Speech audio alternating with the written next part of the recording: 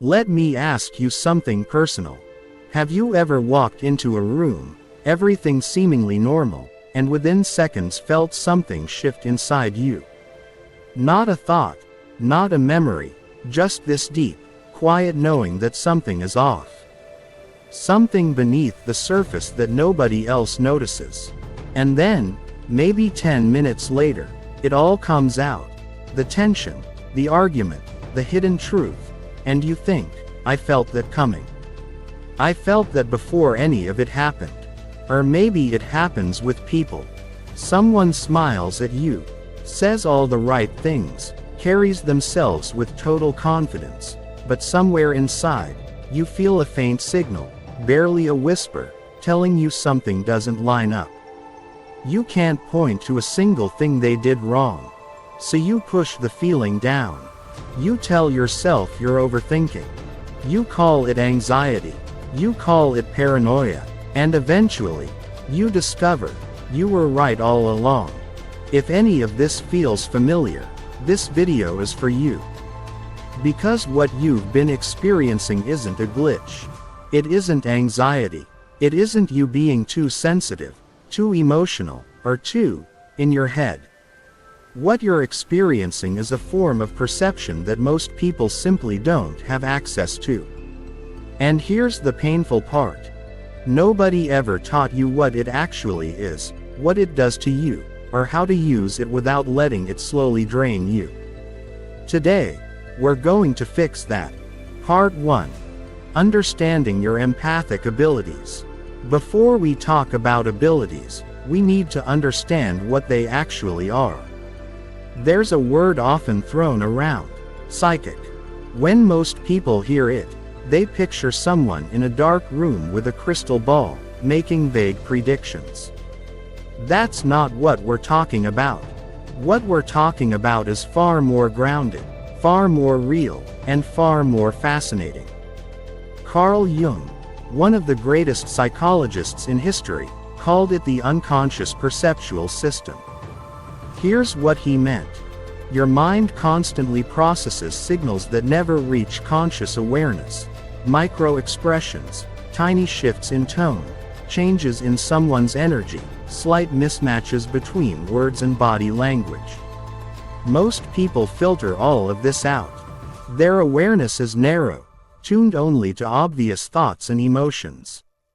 Empaths are different. Your perceptual system is highly sensitive.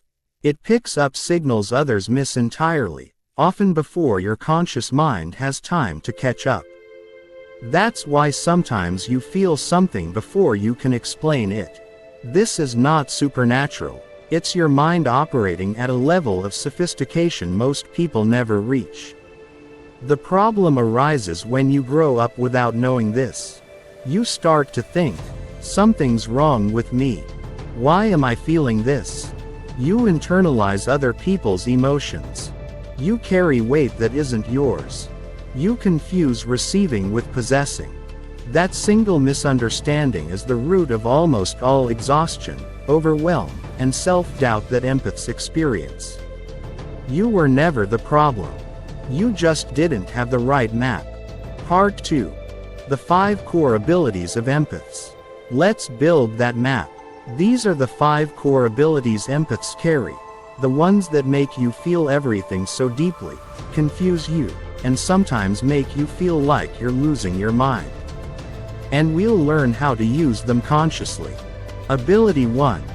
Reading the emotional field. You've experienced this. You walk into a space, a house, an office, a gathering, and before anyone speaks, you feel something. The air is heavy or electric.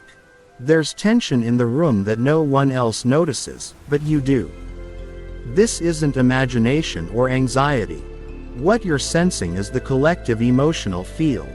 Every person carries internal states: stress, grief, suppressed anger, joy, and these states radiate outward, visible in micro-expressions, body posture, breathing, and energy. Your nervous system picks it up and delivers a verdict before your conscious mind processes anything. The problem isn't sensing it. The problem is what most empaths do next. They assume the feeling belongs to them. You walk into that heavy room and think, why am I suddenly feeling low? What's wrong with me?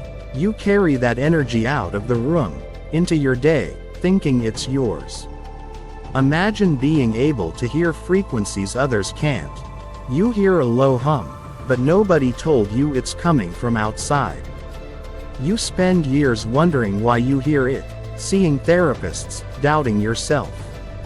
Meanwhile, all you needed to do was recognize the sound was external. The key: create inner space while perceiving. Ask yourself, did this feeling exist before I walked in, or did it appear the moment I entered? Practicing this consistently transforms your perception from a drain into information. Ability 2. Seeing patterns others can't. This ability is subtler. You notice underlying patterns in people, the way they handle conflict, intimacy, or relationships, before there's evidence to prove it. Here's the irony. Empaths are often the most likely to doubt themselves. You see the pattern, but because there's no hard evidence, or because the person seems fine, you convince yourself you're overreacting. 6 months later, the pattern plays out exactly as you predicted. The proper use: trust your perception quietly. Adjust your position. Step back if you sense misalignment. Move closer if you sense consistency. No extremes, no drama, just clarity. Stop betraying your own intuition to protect false hopes. Ability 3. Sensing the shadow behind the mask. Some people appear perfect, confident, and warm. But there's a subtle signal, a crack, a hidden layer of pain or insecurity. This is Jung's shadow, the parts of themselves they've suppressed or buried. Empaths feel it, sometimes deeply. And then, almost without realizing, they start trying to fix it, stay in situations they shouldn't, or carry the emotional load themselves. Truth: seeing someone's shadow does not make them safe to be around. The shadow belongs to them, not you. The proper use: maintain discernment. You can hold compassion, but protect your own boundaries. Understanding does not equal obligation. Ability 4. Feeling the direction of things. You sense the momentum of a situation before it becomes obvious. A new relationship, job, or opportunity feels wrong, even if everything looks fine. Later, you see the outcome aligns with that initial feeling. This isn't predicting the future. Your unconscious mind senses subtle shifts in energy, behavior, and context. Individually, these cues are minor, but your system synthesizes them into a felt sense. The proper use: trust the signal and act with honesty. Don't wait for confirmation that will only hurt you later. Ability 5. Energetic resonance. This is the most physically felt ability. You spend time with someone, nothing dramatic happens, yet afterward, you feel drained or hollow. Their energy merged with yours. This is normal human attunement, amplified in empaths. Without awareness, it becomes exhausting. You lose yourself, your emotional state mirrors others, and over time, it can feel like a crisis of identity. The proper use: maintain an inner anchor while connecting. Stay aware of your own body, breath, and baseline. After draining interactions, allow yourself time to return to yourself, recognizing what isn't yours. Part 3. Integration and mastery. When used consciously, you feel deeply without being overwhelmed. You trust your perception. You navigate relationships and environments with clarity.